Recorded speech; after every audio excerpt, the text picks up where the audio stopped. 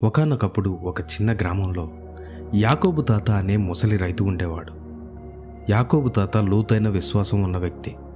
పరిస్థితులు ఎలా ఉన్నా దేవునిపై అచంచలమైన నమ్మకాన్ని కనపరుస్తాడు. బాగా కష్టపడి పనిచేయటం, ఇష్టంతో ప్రార్థించటం ఈ యాకోబు తాతకు ఎంతో ఇష్టం. యాకోబు తాతకి బాగా వయసైపోయింది. రోజువారీ పనుల్లో సహాయం చేయడానికి ఎవరైనా ఒక యువకుడు ఉంటే బాగుంటుంది అనుకున్నాడు.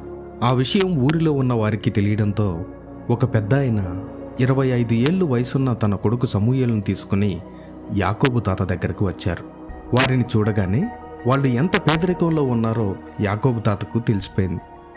సరే, ఈ కుర్రోడిని నేను పనిలో పెట్టుకుంటాను కానీ ఏం పనులు చేస్తాడు మీ ఓడు అని అడిగాడు యాకోబు తాత. దానికి బదులుగా ఆ కుర్రవాడు చెప్పాడు, తాత, తుఫాను వచ్చినా సరే నేను ప్రశాంతంగా నిద్రపోతాను తాత అన్నాడు. ఆ మాటకు యాకోబు తాత నవ్వుకొని సరే అన్నాడు. సమూయేలు అనే యువకుడిని యాకోబు తాత పనిలో పెట్టుకున్నాడు. సమూయేలు పనిలో చేరిన వారం తర్వాత పెద్ద తుఫాన్ వచ్చింది.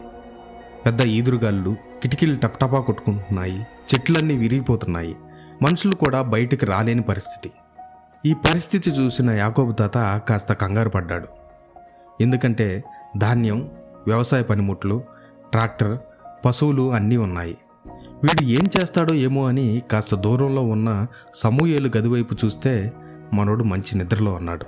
మరుసటి రోజు ఉదయం తుఫాను గాలి తగ్గగానే యాకోబు తాత కంగారుగా బయటకు వచ్చి చూశాడు. సమూయేలు ఏదో పనిలో ఉన్నాడు. తాత వచ్చింది గమనించిన సమూయేలు, ఏం తాత, రాత్రి చలిగాలి బాగా వచ్చింది, సరిగా నిద్రపోయావా అన్నాడు.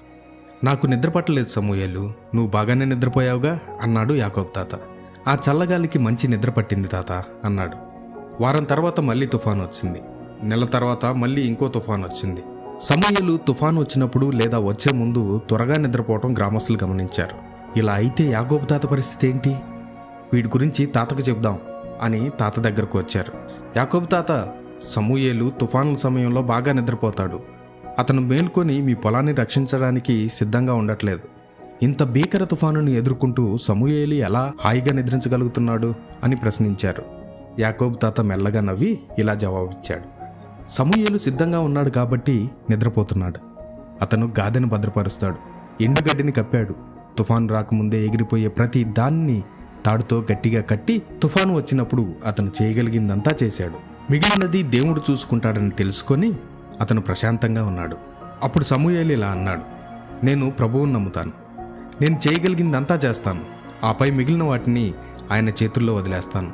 విశ్వాసం ఉన్నప్పుడు భయపడాల్సిన అవసరం లేదు అన్నాడు. యాకోబు తాత అతని మాటలను అంగీకరిస్తూ తల ఊపి, మన జీవితాలు కూడా ఇలాగే జీవించాలి.